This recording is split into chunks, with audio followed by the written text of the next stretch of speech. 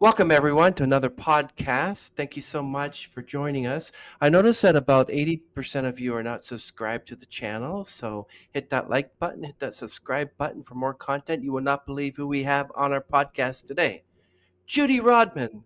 Now, I don't know if anybody knows Judy Rodman, especially from my generation, but she's a multi-award winning vocal coach, recording artist, live performer, songwriter, public speaker, author, and studio producer with over 5 decades of experience in the music and entertainment industry.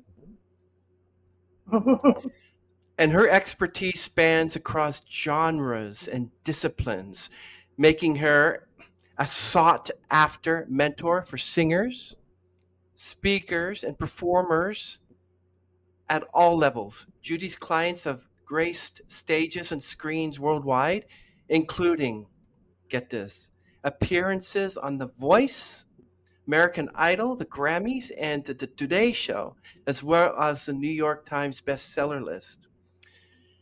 Get this, as a veteran session singer and performer, ready for this? Judy has lent her voice to countless hit records by legendary artists such as Dolly Parton, Elvis Presley, my favorite, Reba McEntire, huge Reba fan here, Ray Charles, and Johnny Cash. Her own career as a recording artist includes a number one Billboard hit, and I remember this one, Until I Met You, and accolades such as the ACM and Billboard's New Female Vocalist Awards. She continues to perform and record, most recently with her husband as a duo, John and Judy Rodman. And I believe you still do that today, right? Actually, he's had to retire because he was a drummer and he got a rotator cuff injury. So now I'm just doing acoustic versions of those shows. But I'm really glad that we had the chance to do that together before he had to quit. Well, that's too bad. But Judy's songwriting and production talents have also earned her critical acclaim. She co wrote the number one hit, One Way Ticket, Because I Can, earning BMI's prestigious Millionaire Award, and has contributed to soundtracks for film and television. Judy's studio production work includes chart topping indie records and collaborations with top producers. She's currently co creating original musicals with playwright Darren J. Butler, which have already received standing ovations and workshop performances. Get this, everyone. Dedicated to vocal education and empowerment, Judy is a creator of professional vocal training courses and the host of the popular All Things Vocal blog and podcast. And she is a member of the SAG-AFTRA, AFM, BMI, and NATS or NATS, and continues to coach a worldwide range of clients from Grammy-winning artists, love that, to corporate speakers and Disney voice actors. And I wish I could literally do one right now. Nobody can top Mel Blanc. Mel Blanc. Based in Nashville, Judy Rodman remains a transformative force in the world of voice and performance. Welcome, Judy Rodman. Thank you so much for being on our stage. We are so thrilled and honored to have you here. Thank you so much for that kind intro. It's really neat to be here with you because your podcast is quite good, as your listeners know, and it's very interesting, the guests that you have. So I'm very honored to be among them. That really makes me happy. Judy, I'd like to ask you, what was the defining moment when you knew you wanted to be a musician, vocal coach? Like, can you go back to the beginning where you grew up? Well, the thing is, when somebody asked me when I started singing, it's pretty much when I started talking. My father was an air traffic controller, but he also was always an amateur musician and performer, singer. And he just was a kind of a showman. He just got into air traffic control because it was a good career for him. But we always sat at the kitchen table with him and his guitar, and the family sang. So that's how I started. I've never not been a singer. And so the way, if you have a career in the arts, you almost always are going to be able to point out the rabbit trails and the brick walls.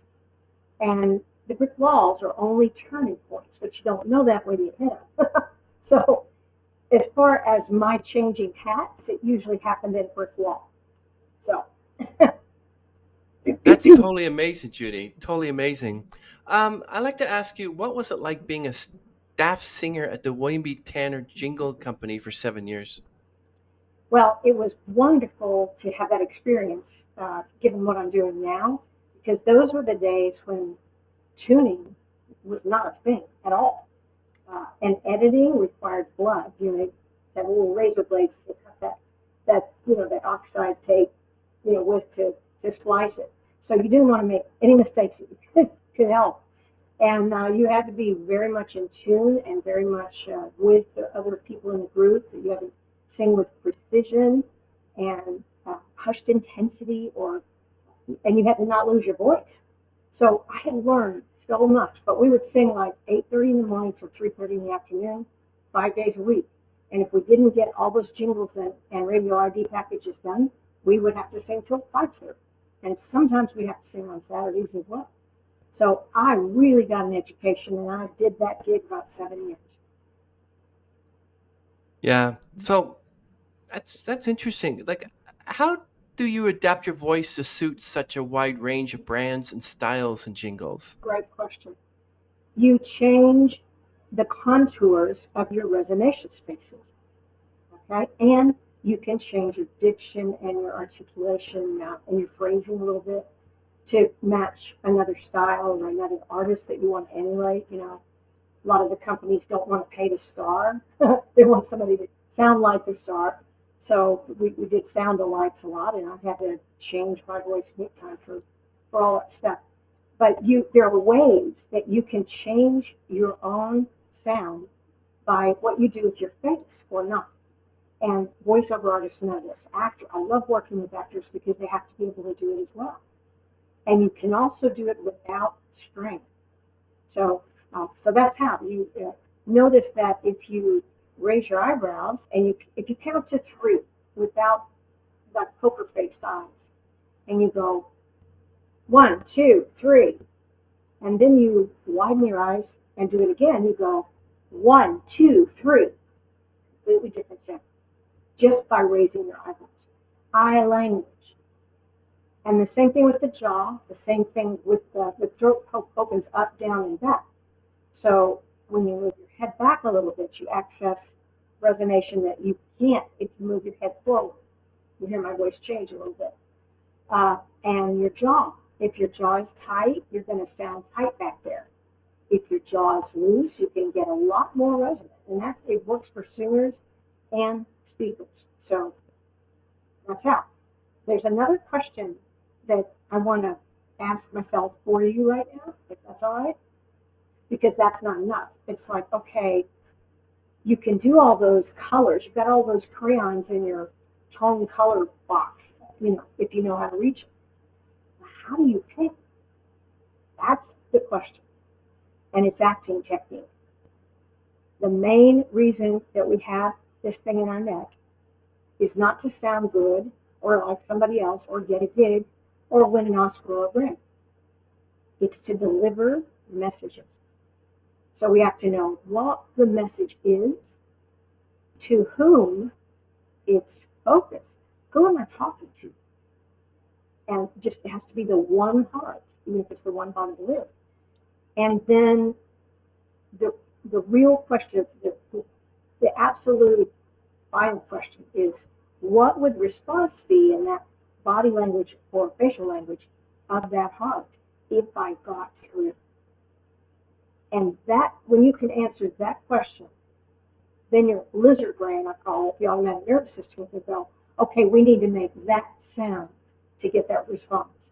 We need to speak that slowly or that fast to get the response we want. We need to be that loud or that soft or that, we need to color our voices in such a way that we get that response.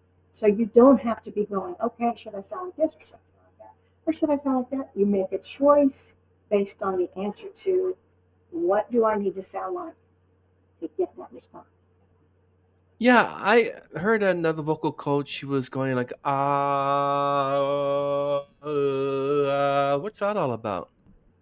She's changing, or he is changing the contours of the K. When you drop your jaw, you're soft. You know you can't yawn without dropping your jaw.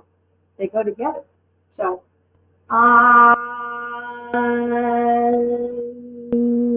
Oh, yeah, you change the contours of the resonation spaces right. because the vibration in here is little. It's like an electric guitar that's not plugged in. You've got to have resonation spaces or speakers, your own woofer and tweeter here, and all that EQ. You've got to have access to it, and then you've got to know how to choose where you want it to be.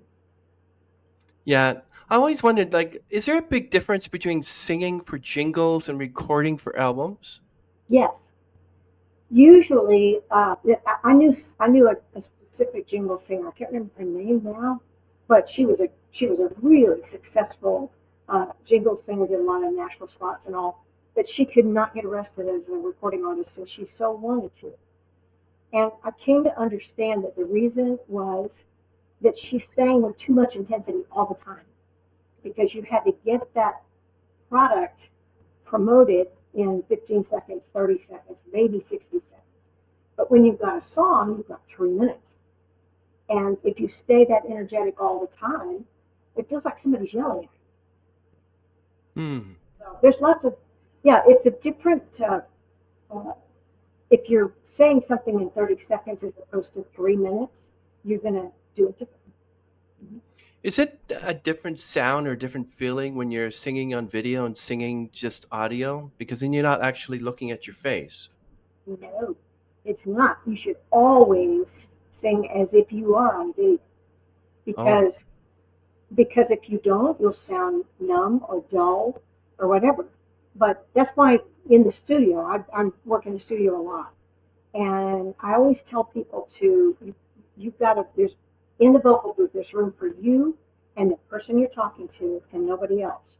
But you've got to get the response from that person you're talking to, and so they've got to see the lyric and what the lyric means in the singer's face and body language.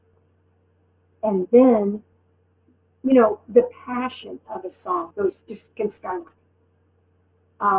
That when you're on the phone, somebody, hmm, how can somebody tell if you are sleepy or if you are excited or if you're scared or if you're numb? And you can hear the, the changes of access to resonation uh, just by the audio. So it's very important. You always speak or sing as if you're talking to somebody visually. well, I know there's inflection in the voice, and I when people call me, I call people, they say, "You sound tired." I'm like, "Do I have to shout like this to make it No, look like I'm energetic right now? I'm just no. saying, hello, how are you? What's going on? You sound tired." You know, but What you can do about that is two things. One, move your head over your tailbone instead of where it probably is, which is over your legs, or if you're sitting, you're kind of that's new. scrunched a little bit. But if you move your head back over your tailbone, all of a sudden you do have more vocal energy. Wow. Yeah. And also use your eyes. Most people don't use their eyes when they're in trouble.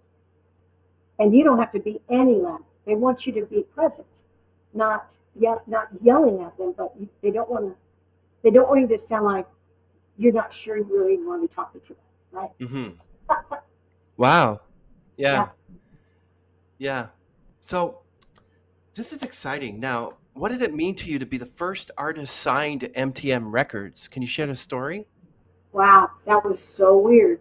I remember me and the CEO and the other two heads of the label. There were three heads of the label. I remember us going to, I think it was Target, to buy the first garbage can for the label, for the building. And it was amazing. We had no idea, but all of us had something to prove. But Hmm. we had no idea what we'd be able to accomplish with a little boutique label because those indie labels were not doing anything back then. It was all just the majors. So yeah, it was scary and exciting, and we were all like on a journey. Like, what can we do today? That must have been quite an experience for you to be jumping up and down like a little girl who just got a new puppy, you know? Yeah, I had been working on other people's records for so long, but I had to figure out who I was as an artist because we've just been talking about being able to mimic other voices, and I did that. That was my career ever. But I, I had to figure out who I was. So that was another learning curve. How do you find your own voice? You know. Mm. And what I discovered was, okay, first of all, I started writing songs, which is why Tommy West signed me, because he was into, Jimmy Croce had died in that plane wreck, and that's who he was producing, and he wanted to produce another songwriter. So he liked what I was doing, and that helped me know what I wanted to say. In fact, that's the only reason I started writing, was because nobody was saying it exactly the way I wanted to. I was just doing it for fun. And I had studied songs so long that I innately kind of knew how to structure them and what was important about them and all. And so I found myself being a good writer. So I figured out finally that I needed to sing first of all, what my heart wanted to say. Secondly, what my particular voice liked to sing. The range, the style, the vocal inflections or the vocal licks, things like that. So what did my voice like? And then the third, and it was the third category, was what is commercially viable at this time? And then you find your own voice. Yeah. Talking about songwriting, I know that you had a hit called Until I Met You. Now that I know that many musicians, they write music and songs and lyrics through personal experiences. Can you share the story behind your number one hit, Until I Met You? I did not write that one. That was written by Hank Lockhart and Meredith Stewart, who was at MTM Publishing at the time, found that song in, I think, deep in one of Reba's albums. Speaking of which, she had cut it too, but she didn't make it a single, I don't think. And so Tommy loved it, and we cut it, and we cut it our own way. So that's the story behind that. That's amazing. Wow. So how did it feel to win the ACM's top new female vocalist award in 1985? I just graduated from high school in that year. I know, I have a history. Oh, it was really a heavy, heavy time. And the thing about it is, you're out there. One of the things I remember is my friend Dave Loggins, who was a mentor to me. He sang, "Please come to Boston." He was a dear friend, like a brother in arms, with me. I sang on a lot of his demos that became huge hits. And so we had a deep friendship, and he was in the audience when I won it, and I'll never forget in that big audience hearing him going, "Yay, Judy!" So I have that memory, and you think it's never going to end when you get to the top of the mountain. You think you're going to Hmm. stay there. So, but it was a very heady time, and it was.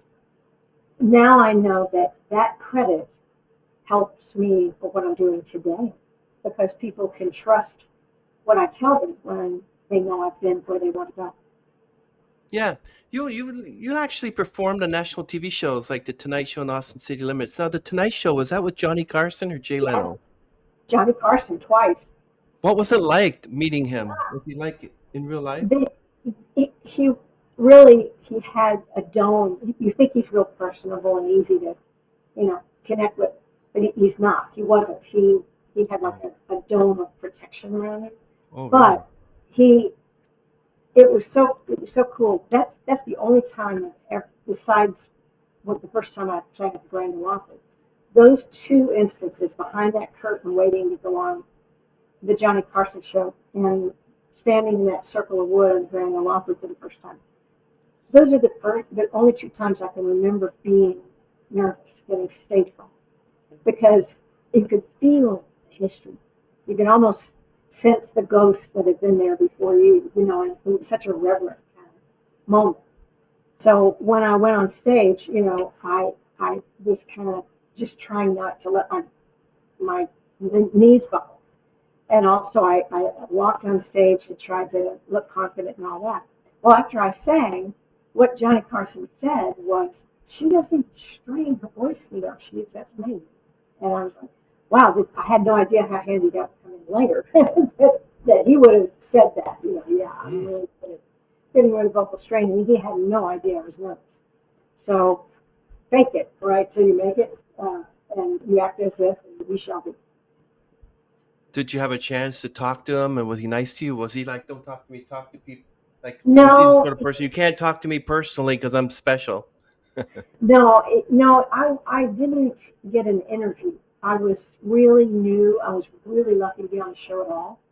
So I didn't get a chance to speak with him, but I'll never forget him holding up my album and talking about the way I sang afterwards.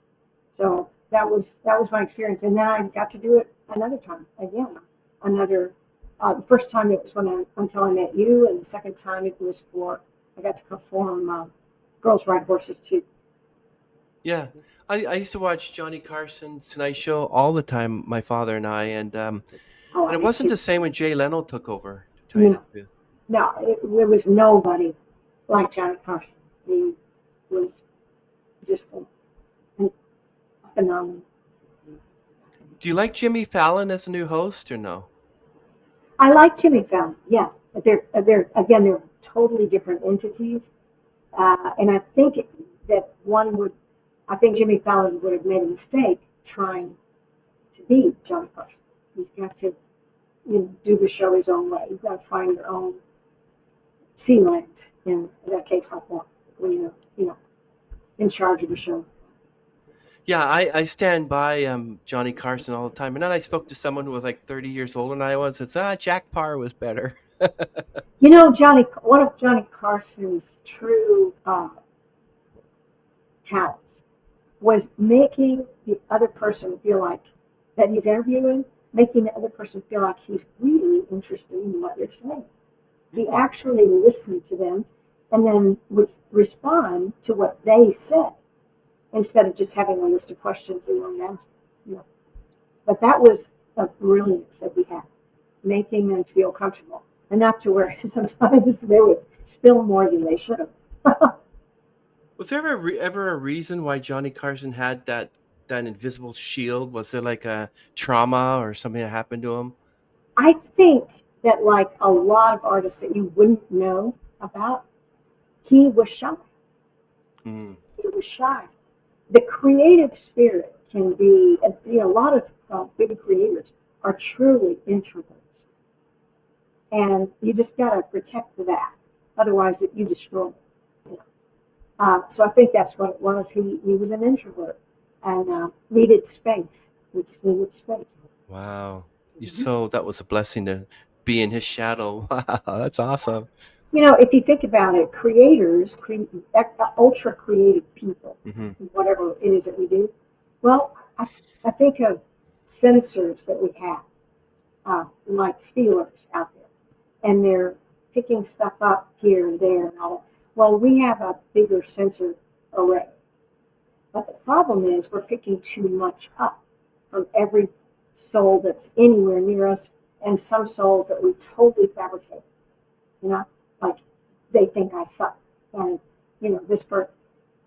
So what I teach people to do with stage fright is to focus that array like a team of sled dogs, and when you've got the lead sled dog, and you point it towards getting the response to what you're saying or singing.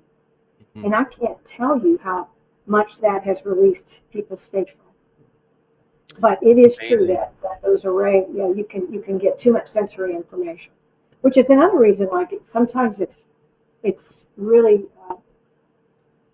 makes it much easier to darken a vocal booth or darken the theater when you're doing a monologue. Well, why is that? You can't see all that stuff, and you're not trying to process all that stuff with your feelings. So that focus on getting the response I mean, it's acting technique, but it's Sanford Meisner says, behaving authentically in fictional circumstances, right? Yeah. Well, what's your songwriting process like? Like, do lyrics or melody come first? Like, for instance, how did One Way Ticket, Because I Can Come to Life, and seeing Leanne Rimes sing it become a hit? Well, it came about when my co-writer, Keith Hinton, and I were actually eating dinner with Dave Loggins, who we were all writing for Warner Chappell at the time. And we went across the street to this Caribbean restaurant. And we were drinking wine and eating. And at the end, yeah, as the time rolled on, I said, oh, let's go back to Warner's because we can. Or because, yeah, let's go back to Warner's because we can. And Keith looked at me and quipped, yeah, we ought to write that. And we laughed about it and went back to Warner Chapel. By the time I got home, it stuck in my head. And I called Keith and I said, okay, let's write that, but let's write it because I can. And then I rattled off some lines and we went from there. So as far as Leanne Rimes cutting it, I was livid because she was a no-name artist at the time on Curb Records who had Hmm. never broken an artist. And I was trying to use the song to get back on the charts as an artist myself. And Warner's pitched it out from under me to Chuck Howard, who was producing Leanne Rimes. Little did I know how happy I would end up being that got done. So I sent the plugger who pitched it flowers about two minutes later. Yeah, when you were thinking about the lyrics and the melody, like, did you do it Diane Warren's way? Diane Warren is a proficient songwriter, and what she Yeah. does is she goes in a separate room, very quiet, by herself, isolated. Apparently, she takes a cigarette, she smokes it, and then she does most of her writing in that. I do write. I write all kinds of different ways. I start Mm, sometimes from one line somebody says or I say. I start sometimes from a vocal, from a guitar lick or a piano riff, mm, and I'll ask my fingers what they're saying. Uh, I, I, or I love co-writing by talking about life mm. and coming up with something that we're both thinking about. What I've discovered is the most important thing about starting a song is having something worth writing about. And then you go and you do it in so many different ways. I do like to back lines back and forth, but then when co-writing, I like my co-writers to be quiet, and sometimes I'll put in my headphones to my piano and I'll just play and work on my Word doc for lyrics and let them do the same thing with their guitar or whatever they're doing. And then we'll come back together, 10 minutes later and go, okay, this is what I've got. What have you got? And then we'll do it that way. And then we might table it for the day, and I will be able to go clean house and think about what I want to say.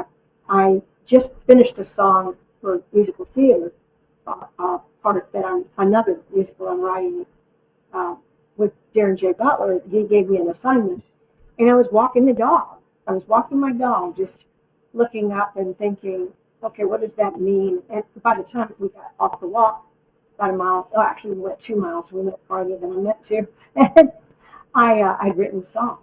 So sometimes it's 3 or 4 in the morning, the light bulb will turn on. So I think it's whatever way works and staying creative and all that. But what doesn't work for me is trying to just rhyme lines to get it done.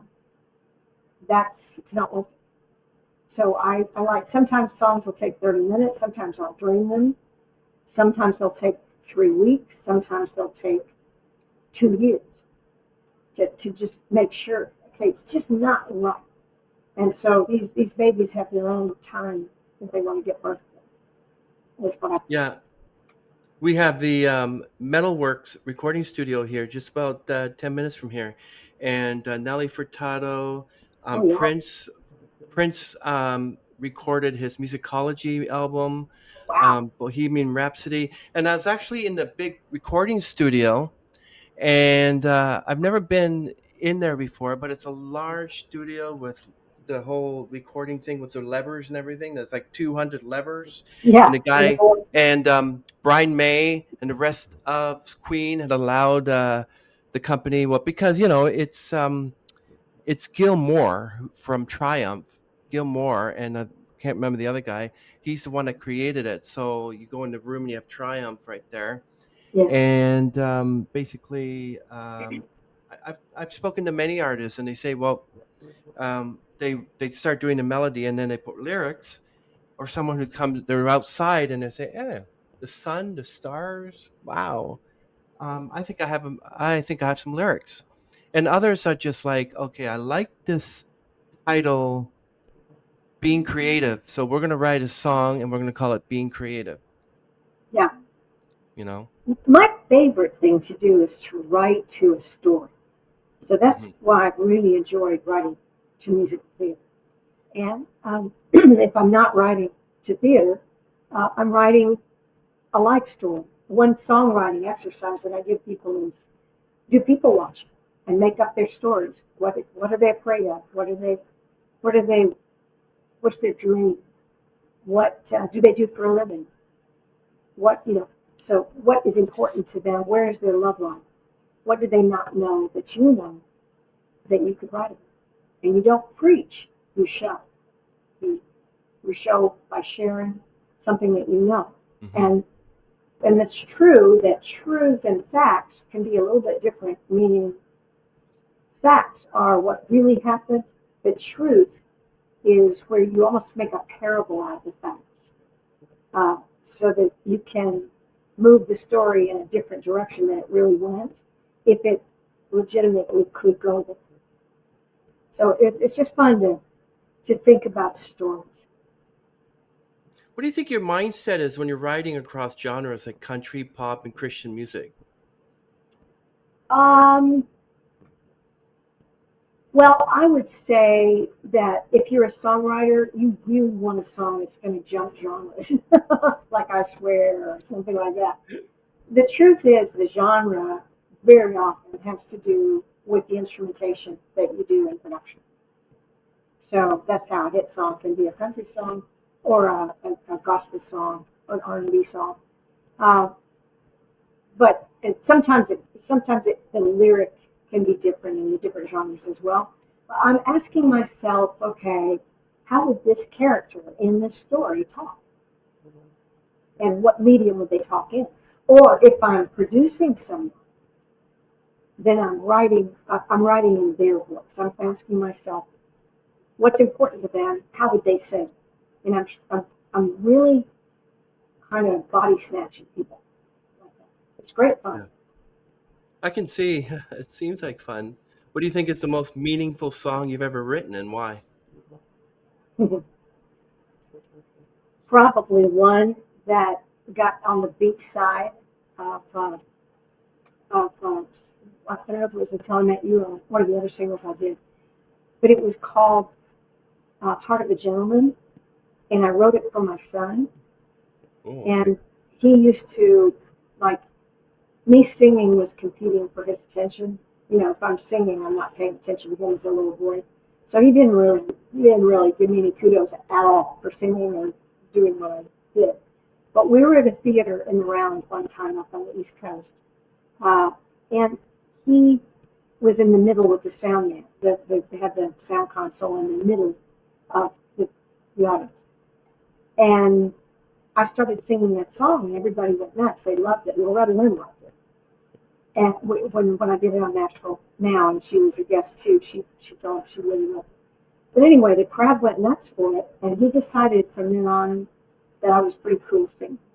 He was cool at being doing that. So I don't know why that just means a lot to me. That little moment. Yeah. Well, yeah, I've spoken to an artist, and he said that music came out of him after the death of his father, his wife, and his son in the fires. Oh man. Yeah. Oh gosh. People have a story. I heard that a lot of people just need that. It's like in order to keep like mental health, in order Yeah. to they have to do that or they go nuts. Honestly, And One-Way Ticket was that for me too, because I had hit a lot of brick walls at that point, and I was like, man, I just needed to write myself out of the box that Mm. I felt like I was in that kept me down. And I wasn't out of it when I wrote it. Sometimes we write ourselves out in a way that we be out later. It frees us later. Sometimes it's wishful thinking that we're writing. But when we do that, it generally helps other people too. So I'm going to buy a one-way ticket on a westbound train and see how far I can go. Yeah, I had a phone call finally from a friend of mine who was a well-known pianist, and when his parents got ill, he had to take care of them for 10 years, Oh, wow. and it was hard for him to get back into everything. But that happens, and he'd probably do it again and again, you know. Um, but yeah. So, what inspired you to write and produce musicals like Runaway Home and We the People? My co-writer, my co-creator, Darren J. Butler, is a wonderful director, and he was in Alabama.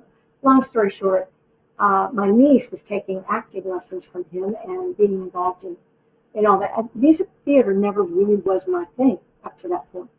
I loved all kinds of genres, but that one kind of escaped me. So he said, once he realized I'd written One Way Ticket, he was working on this thing he wanted to be a musical, and I did a vocal seminar for his acting troupe, and made such a difference to their voices that it freaked him out and blew him away. So he asked me if I would help write, if I would write with him for the music he was doing. And I said, I don't know, you know. And then he said, have you ever heard of the musical Rent? And I was like, My no. favorite. So he gave me a copy of Rent. And when I heard 565,600 minutes or however many minutes there were, that song, that lead song in Rent, I was sold. And I said, you know what? Give me some lyrics and I'll try it. So he did, and we went from there. And I wrote, musicals aren't written, they're rewritten. But the storyline was important to me too, because I believe in the power of community and the power of healing and actually being able to get up from the worst place you can imagine yourself. Well, this story centered around some runaways who ran away for very good reasons and ended up together in the city. And they actually end up saving each other, sort of, by the power of friendship and community instead of isolation. And they found a home together. So that musical, we've rewritten it for 15 years now, okay? For 12 15 years. And the last iteration that we did in New York, we did the reading. And Melissa Gilbert played a part, Abigail Wow, Breslin, amazing. yeah, a lot of people. And anyway, we had 2 full rooms, which is unusual anyway for a reading. We had full rooms, and they all gave us extended standing ovation. And so I know it's going to hit. It's waiting its time. So right now, we've rewritten it one more time. I've changed the music one more time, written Mm. some more songs, taken some out. And we're going to probably put it on the Gulf Coast, in the Gulf Coast this fall. And then hopefully we want to take it to London after that, and then see what happens. So, but whatever this kind of writing for me, no matter what happens to it, I'll never be sorry that I spent countless hours on it, because it was just so fun for me to do it. So we also wrote We the People, which is about the Revolutionary War. It's like a teaching musical. Most kids don't know what went into the Revolutionary War, the factors that were behind it.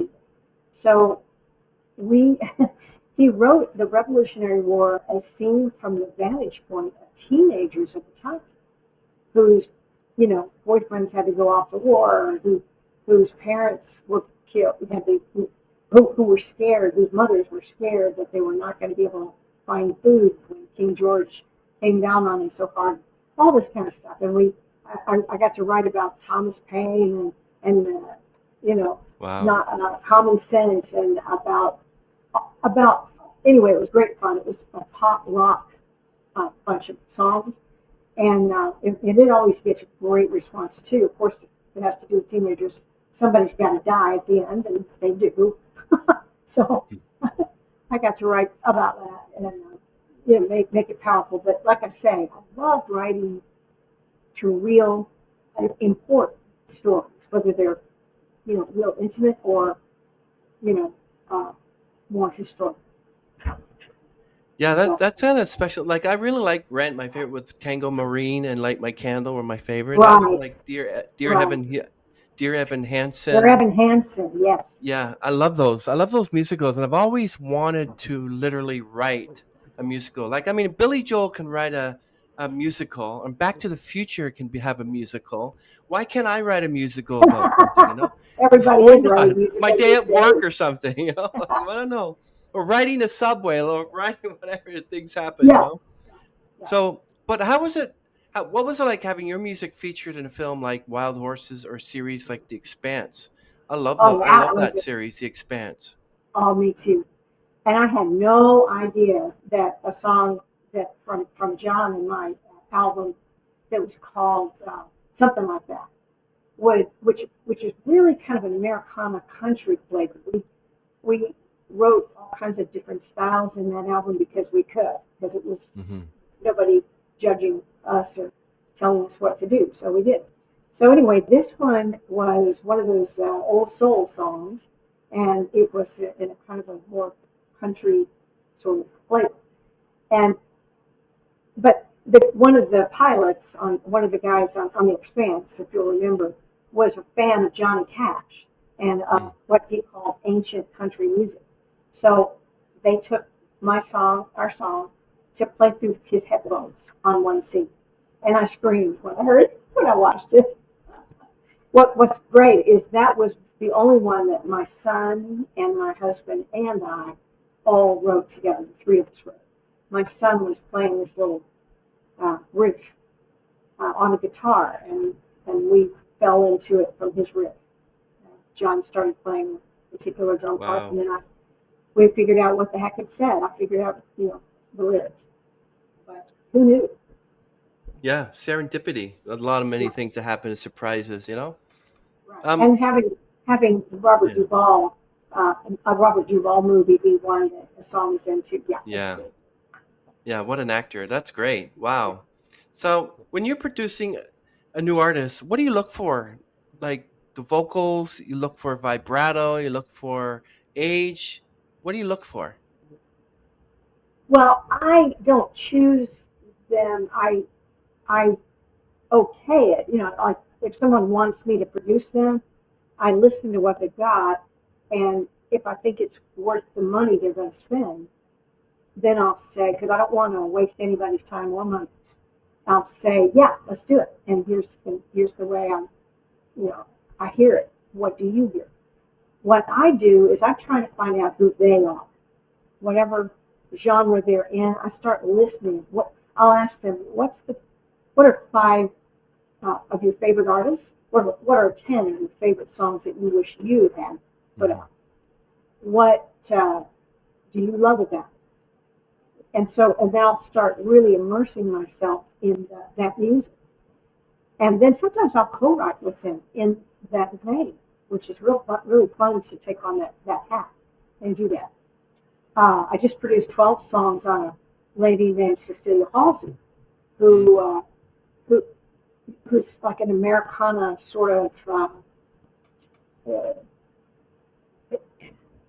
she's rock. She's rock pop, and I just we got to do all kinds of instrumentation because her songs were so incredibly creative with the changes that she likes to write.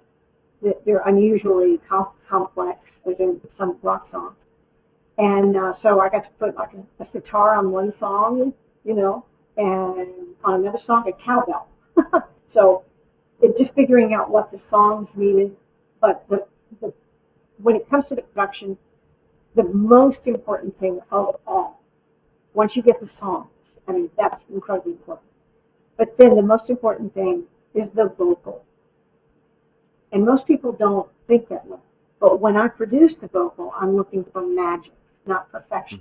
I'm looking for something that would make whoever that singer is singing to respond the way they want to. They want it to. Again, it's the same thing. Yeah. Wow. Can you share a moment when you knew you helped an artist find their true voice?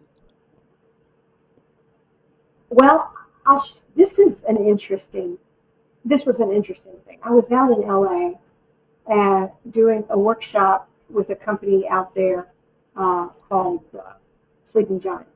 And one of the people that they were working with was a rapper. And they wanted him to be able to sing. So he could carry a tune, but he sounded very much like another guy that I worked with, Matt Carney, who was initially just a rapper, and he wanted to sing. They didn't realize it was the same voice, and when they started singing, it was stilted and small and limited and all that.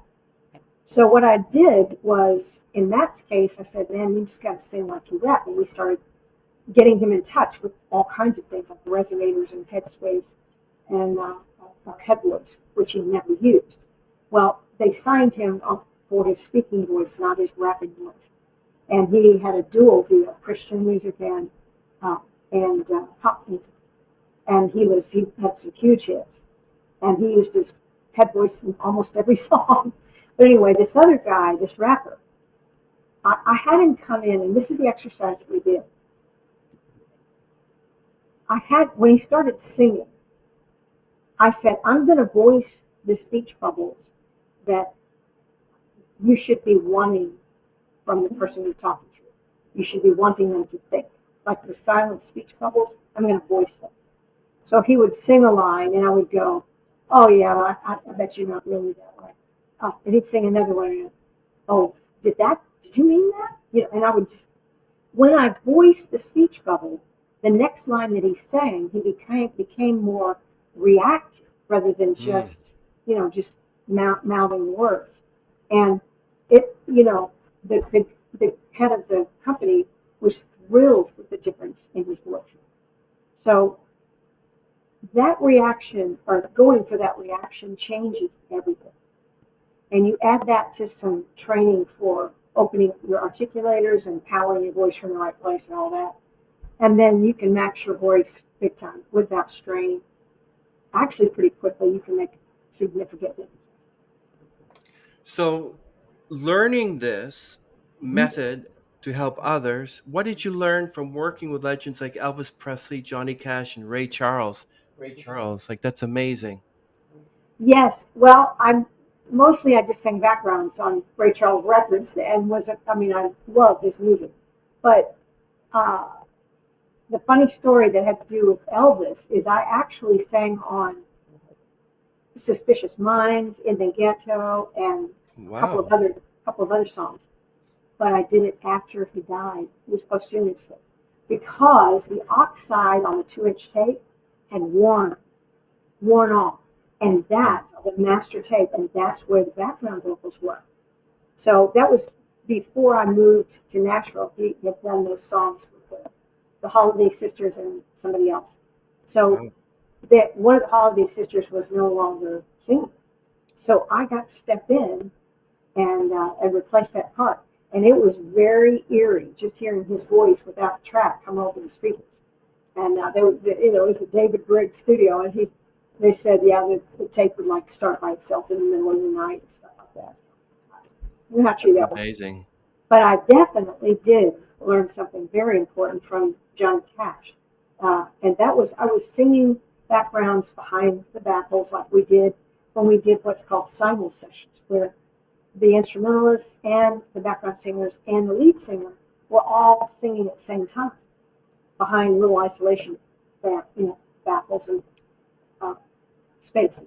So I noticed that this was in the big RCA studio here in Nashville, and the engineer, we call him Snake Reynolds, he sent his second engineer down with Johnny's guitar and gave it to him without strings on. And I watched that from behind my baffle, and I thought to myself, I wonder why that works. And I could figure, well, he probably feels more comfortable just, or, because he's got his guitar in his hands. But now I know that really what was going on is not only is it psychologically comfortable because he always played guitar when he was singing, but when your guitar is not in your hand and you're a veteran player when you perform, what happens is your hands become rib anchors. Well, that lets your diaphragm collapse a little bit. And then you've lost some breath control. And then your voice is like, it's not working. Why is it not working as well as it usually does? I don't know what's going on.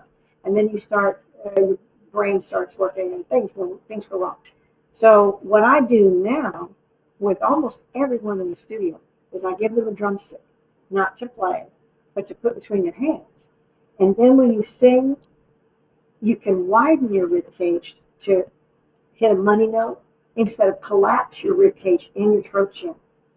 And you really can access your range so much better, and all kinds of colors you can access because you're helping stretch the cave. So not only stretch your diaphragm, but stretch the throat channel open.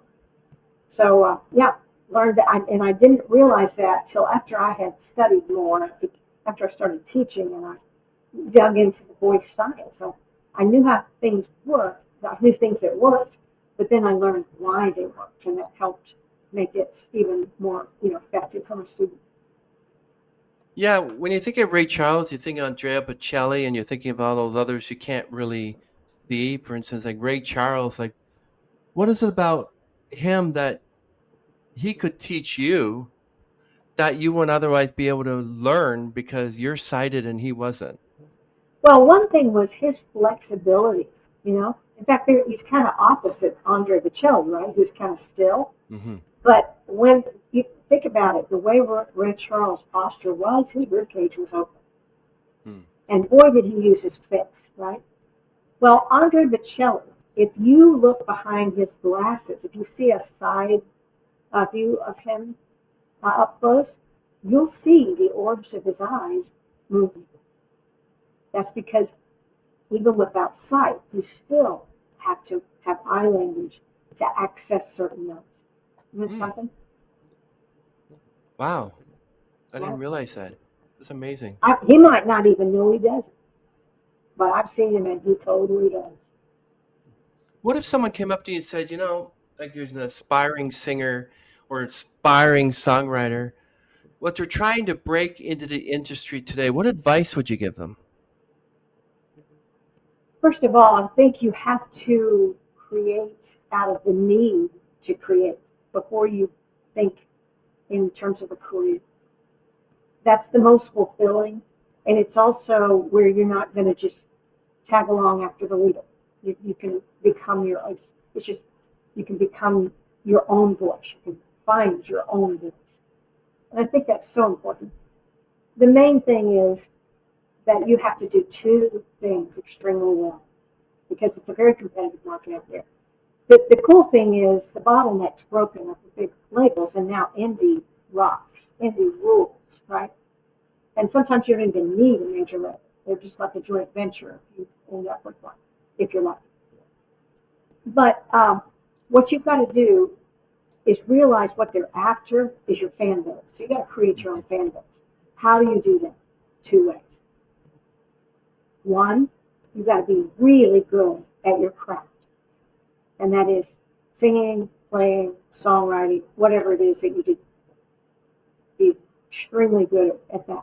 And number two, be extremely good at current practices that are working for music business. So you've got to learn your craft, and you've got to learn the industry rules. In the industry, how am I going to get there? How do I need to become visible to people that would love my music? And what doesn't work is whine. Or throwing money at it. I mean, that might get you a quick hit and then maybe satisfy somebody's ego, either you or your investor. But then it's over. So I would say think in terms of those two things. And if you don't want to do music business, be okay with just blessing the socks off anybody that hears what you're doing, you know, and blessing yourself.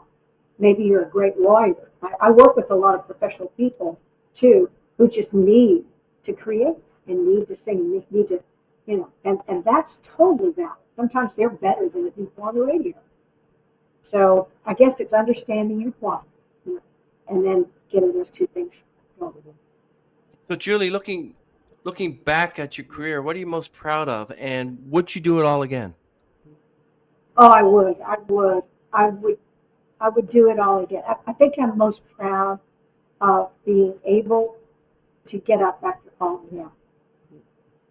And then in doing that, I can say from experience, not from theory, you can do it. You can get up. You can survive this. So,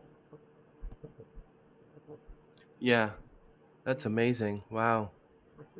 Yeah, I can't believe you actually are on my show and like. oh, I'm loving it. And I love these conversations too, Hmm. because I do believe it's in sharing our stories that other people Hmm. can succeed or go get through whatever they're doing. And people can learn from each other. And I believe in community. Yeah, well, especially you were Edna in Runaway Home, the musical, Yeah, so that must have been quite an experience for you too. it was fun. Edna got sick, so I had to step into her Oh, shoes. And I used to do a little bit of acting with commercials and things like that on camera. But I'll tell you, the main thing with acting is I had 2 semesters of some serious acting with a professional coach named Bruce Sweet in Nashville when I first moved here, and I had no idea how much I would use him in singing for singing. And now I love working with actors who for voiceover or singing. Some have to do both because it's the same instrument. So, in fact, I'm about to give a presentation tomorrow for an Alabama group. One is theater directors, and the second one are wow. choral directors. Choral directors, and a lot of the information is going to be the same. Do you still prepare artists for The Voice and the Grammys, or is that Oh, something? Oh, really? well, Wow. I, yeah, I mean, like for instance, there's been several people that I've had on The Voice, including Preston James and Katie O, and The Voice, America's Got Talent, and what's the other one? Oh, American Idol. I've had people that are on all have been on all those shows. Mm. And what I mostly do, you know, I'm not allowed, quote unquote, to coach them while they're out there. Sometimes they go in the bathroom and call me, but but what I do is prepare them before they do the main audition, you know, before they actually go out there. I prepare them, and then I help them sort of decompress after the show. Because the truth is, those contests, in any contest, it's about survival of the vocal cords. How loud, how long, how high, how, you know, boisterous can I make my voice? That's not communicating like an artist. So I have to change their mindset when the contest is over, however far they get. Yeah, So wow. I can't remember the names right now, but I've had, I think 6 or 7 people on the shows.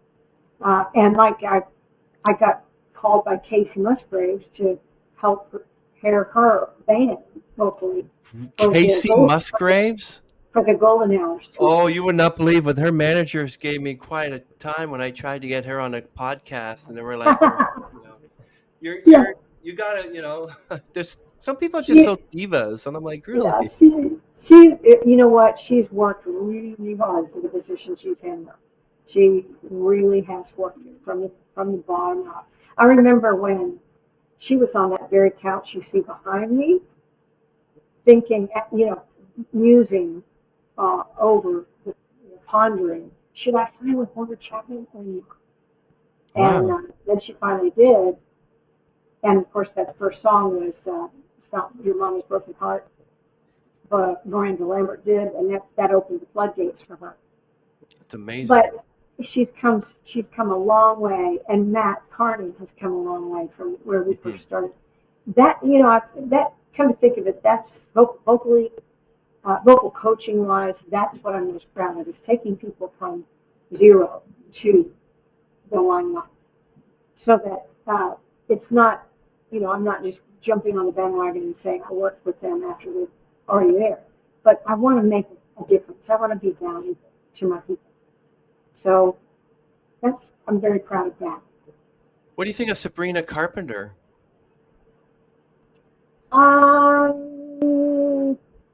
She's not my student, so I can't pull it up right now. Oh, okay. What's the song that she's famous for? Oh, I'm not a fan of hers. I know a few songs, but I really didn't. I'm actually more into Britney and Taylor Swift. So. Yes, I love Taylor Swift. Oh, are you kidding? I love everybody from Andre Bocelli to James Taylor and Carly Simon to and Carol King to Taylor Swift, and other people like that. John Mayer, Waiting for the World to Change. Oh, yeah. My pet peeve with artists out there is when they steal the lyric. If you've got a lyric worth hearing, articulate it, dude. Say it. Or somebody can understand it, so they don't have to go online and find the lyric. Are you opposed to using AI like Suno and Udio to produce songs? Music AI? In my podcast, I'm about to do a roundtable discussion with experts in AI to talk about how to use, the worms are out of the can. There are ways to use AI in our careers. But mostly, I think of course, with workflows and production, there are ways to use AI. But you've got to keep the human in it, not just because it's the right thing to do, but also because that's what's going to connect with the human listener the best. If you over-tune, you over-quantify the rhythm, you over-fix everything, then you're going to have a perfected piece that's going to draw no one. It might be good elevator music, but it's not going to make anybody feel anything. Wow. But we need to use AI and can do it, especially with indie artists in our careers, to find venues, to sing at, to find contacts there, to maybe you want to use AI to create this human story that you can write a song about.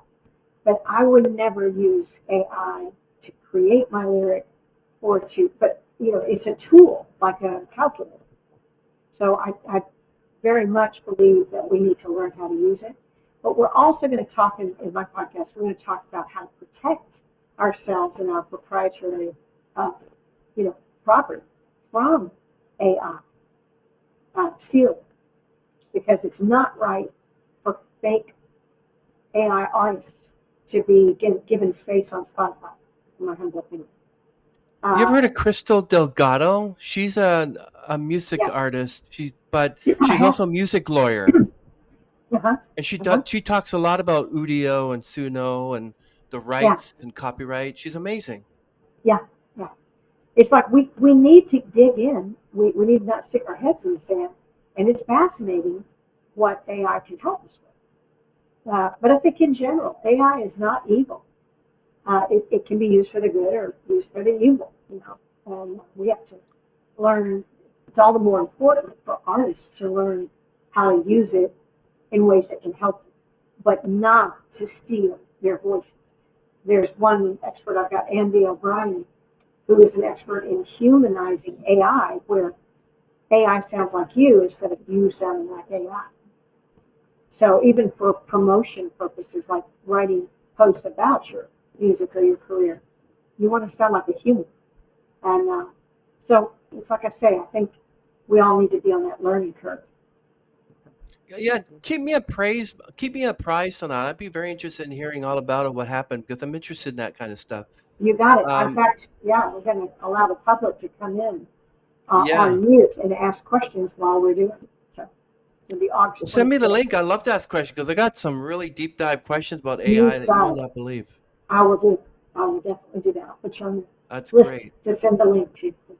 So, final question for you, Judy. Thank you so much for grazing our podcast. Really enjoyed this interview. So, what's next for you? Any new courses, books, or productions on the horizon? The next thing for me, besides keeping all the stuff that I do visible, and I love not just doing one thing, I love doing lots of things because they feed each other in my expertise. But what I want to make more visible is my vocal production online uh, ability. Because then I mean, I'm working with an artist, Ben and May, in Germany right now, and I can come in on Zoom during his vocal session with the lyric, printed out for me, and I can produce his vocals right from my desk here. So that means, with a lot of indie artists, they do their own home recordings. Well, couldn't they use some help to really make them excellent? Mm. And so that's what people don't know that possibility is out there. So that's the thing I'm excited about right now. And the other thing is truly getting Runaway Home out there, like to the big stage. That's awesome. Thank you so much for the interview. Everyone, Judy Rodman, multi-award winning vocal coach, recording artist, live performer, songwriter, public speaker, author, and studio producer. I don't see dancer in there at all. No, no, you always see me there. Thank you so much for being on our show. We're going to end the stream, everyone. And Thank you for wait right having there, me. Judy. You're very welcome. Wait right there, Judy. We're going to end the stream, everyone.